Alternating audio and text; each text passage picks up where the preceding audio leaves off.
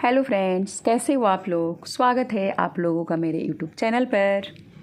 तो फ्रेंड्स, मैं वाराणसी पहुंच चुकी हूं और ये जो गोल गोल आपको दिख रहा है, इसको हमारे यहाँ कसार बोला जाता है, जो कि अगर लड़की या लड़का किसी की भी शादी हो तो ये कंपलसरी होता है। ये मिठाई के साथ में भेजा ही जाता है। इसको बहुत शुभ माना जाता है। तो बना हुआ था कसार, तो मैं उसको एक कार्टून में रख रही थी किसी बर्तन से, नहीं तो ये बाहर सूख जाता। तो मैं उसी को इस कार्टून में रख रही थी। ये जब लड़की की विदाई होगी तो स्वीट्स के साथ उसके साथ जाएगा। और उसके बाद अब हम लोग देखो, रात में टाइम हो रहा था 10:30 या 11 बज रहा था। हम लोग अब एक घर से दूसरे घर जा रहे थे। सब लोग अभी रास्ते में निकले हुए हैं और जस्ट हमारे घर के सामने शंकर भगवान का मंदिर है। बहुत ही अच्छा मंदिर है। इससे पहले हनुमान जी का मंदिर है और आगे शंकर भगवान का मंदिर है, दोनों मंदिर है। तो हम लोग खाना खा चुके थे और खाना खा करके और जो लड़की को सामान देना है तो सब लोग एक जगह पैक कर रहे थे कि इकट्ठा कर दिया जाए सबका सामान। तो यहाँ पर देख लो, फिर एक बैग खुल चुका है। ये भी लड़की का ही सामान है। तो सब लोग इसको खोल करके देख रहे थे क्योंकि हम लोगों ने देखा नहीं था। हम लोग दोनों लोग दिल्ली से गए थे तो हमने देखा नहीं था कि क्या क्या है।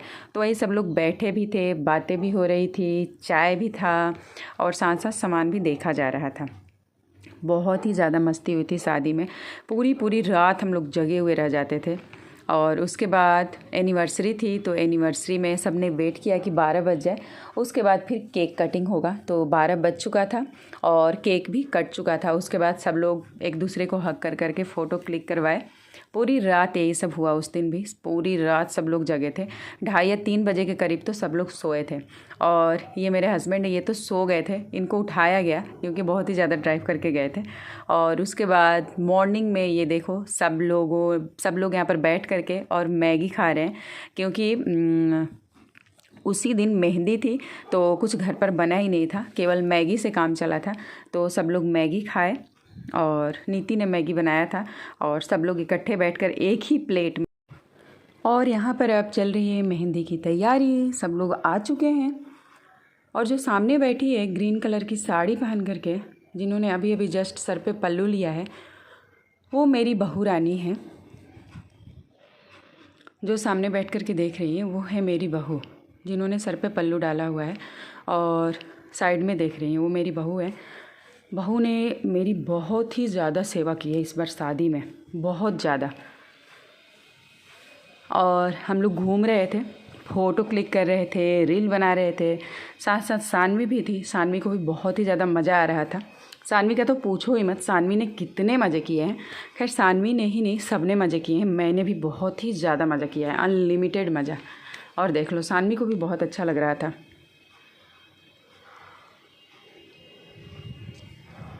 सानवी घूम रही थी, डांस कर रही थी। सानवी इतनी टायर्ड हो गई थी कि जब डांस करने का टाइम आया तो उससे डांस ही नहीं किया जा रहा था। बोल रही थी कि मेरा लेग पेन हो रहा है। और फिर मैं यहाँ पर लगवा रही हूँ अपने हाथ में मेहंदी। और फिर तैयारी होने लगी लड़की के सामान की। बस लड़की का सामान सामान सामान ही था। जहाँ देखो यही तैयारी चल रही थी।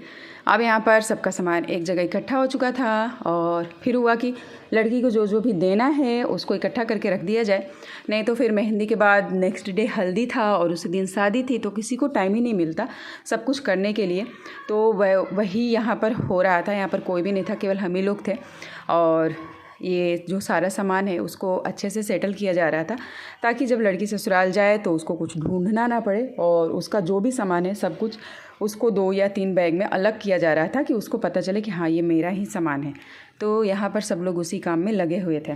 और फिर हम लोग के यहाँ लड़की को आप जो जो भी सामान देते हो तो जो भी रिलेटिव आए रहते हैं सबको दिखाया जाता है कि ये सामान दिया जा रहा है लड़की को। तो यहाँ पर बाहर सब लोग वही बैठे हुए थे और दिखा रहे थे। तो मैंने इसका भी वीडियो क्लिक कर लिया। तो यहाँ पर वही सामान दिखाया जा रहा था। देखो, मेरी बहू बहुत ही ध्यान से सब कुछ देख भी रही थी और दिखा भी रही थी। बहू ये मेरी जो है, देखो कितने अच्छे से बता रही है। अब पता नहीं क्या बता रही है क्योंकि सासू माँ तो पीछे बैठी थी तो सुनाई दे नहीं रहा था। बहू बहुत ही ज़्यादा बोलने वाली थी। सबसे बस कोई भी मिल जाए, मेरी बहू बस बात ही कर रही थी और बहुत ही ध्यान से देखो देख रही थी। बहू काम में अच्छी नहीं है, काम उतना नहीं कर रही थी, बस बात करवा लो उससे, बात ही कर रही थी मेरी बहू, सबसे बात करने में मगन थी। और ये भी नहीं है कि हाँ सास यहाँ पर है, कम से कम तो अच्छे से तमीज़ से रहूँ, नहीं, कोई असर ही नहीं था। अपनी मतलब सास की थी, थोड़ी सी भी रिस्पेक्ट नहीं कर रही थी। पता नहीं कैसी बहू मिल गई है मेरे को।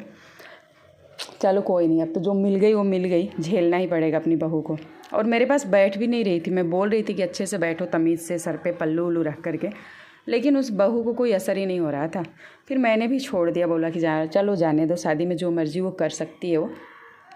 तो वो भी अपना बैठ करके देख रही थी अच्छे से, और यहाँ पर यही सारी तैयारियाँ चल रही थी।